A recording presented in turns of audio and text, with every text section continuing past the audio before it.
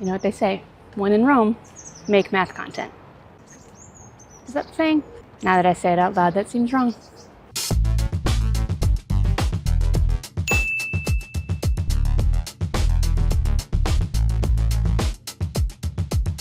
I've been in Rome for a week, so I've seen a lot of historical sites. I have a lot of pictures like this on my phone. And right now we're walking up a hill because I want to get a good view of the city. Unfortunately, they're doing something with helicopters today.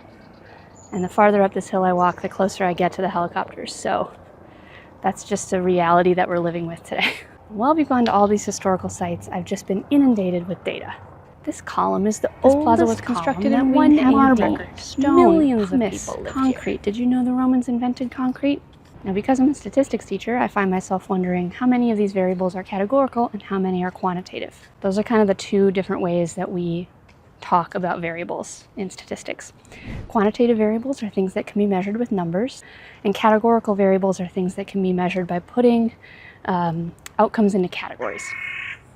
So, quantitative, how many minutes till the next metro train arrives? How many helicopters fly over me on this walk? How many miles from one destination to the next? Sorry, kilometers, I'm in Europe. How much does this cup of gelato cost? How many times am I gonna get gelato today? The number of people at a historical site. Side note, don't go to the Trevi Fountain at dinner time. It's not what dreams are made of. Categorical variables. Is this historical site on the north, south, east, or west side of town? Is this helicopter that's gonna fly over me white or red? Do you want your gelato in a cup or in a cone? What flavor gelato do you want? Do you want gelato? The answer is yes.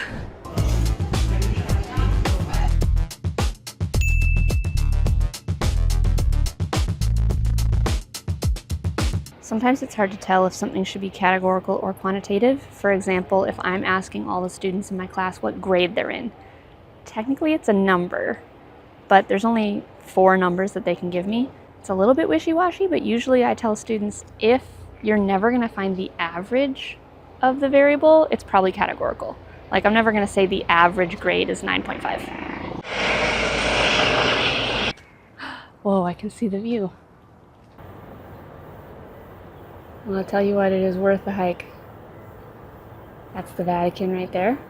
It's a whole other country. What is going on?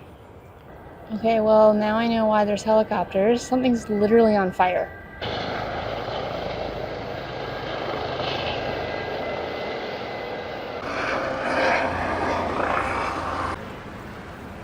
Well, okay, as far as I can tell, no one was injured in this fire. But it was so crazy that I completely forgot that I was gonna make a video. Like, walked all the way home and then realized I never even finished what I was gonna talk about. Okay, let's talk about how we represent variables while I visit a few other sites that aren't on fire. There are lots of options for how we represent quantitative variables. So many, in fact, that we will have to save them all for a different unit. For categorical variables, you have 2 options, pie charts and bar graphs. You've certainly seen these before, but let me grab some data quick so I can show you a few examples. I'm feeling inspired by the artwork I saw at the Vatican Museum the other day, so let's go with that.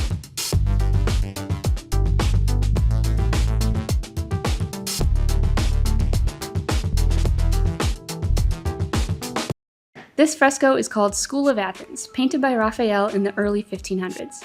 That's Plato and Aristotle in the middle, surrounded by other philosophers. Of mathematical note, Pythagoras is over on the left, and on the right is Euclid, teaching a bunch of students. Each student is supposed to show a different phase of learning. And I don't know about you, but my favorite phase of learning is, dude, I am not getting this. Are you getting this? Raphael was an iconic Italian painter, architect, and Teenage Mutant Ninja Turtle namesake. One categorical variable we can measure about him is the location of his paintings. This can't be measured with a number. When I go through a list of his work, I have to sort each painting into categories. Here's what we find when we analyze the data. Starting with the pie chart, this is just a circle and you split up the circle into the different categories. Kinda hard to do by hand because you would need a protractor. I did have to teach 7th graders how to do that once. They did not like it. But the thing I like about pie charts is that you can tell how big a part is compared to the whole.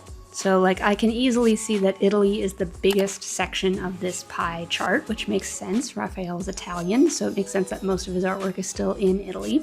Some other notable sections, it looks like the UK, the US, Vatican City, which is where I saw a bunch of his art, and France. There are some places where he has 1 or 2 paintings, but those are the primary locations of his artwork now. Transitioning over to a bar graph, I know it's a little wonky down on the bottom, but if you squint you can read those. In a bar graph, we line up all the categories along the x-axis, and then we plot a bar showing how many things fall into each of those categories. On the y-axis, you can plot the frequency, so the number of items in each category, but I think it's better to plot the relative frequencies so that we can see percents. This is kind of picky, but when you're making a bar graph, there should be space in between each bar. And yeah, it's easy to make by hand, not my favorite.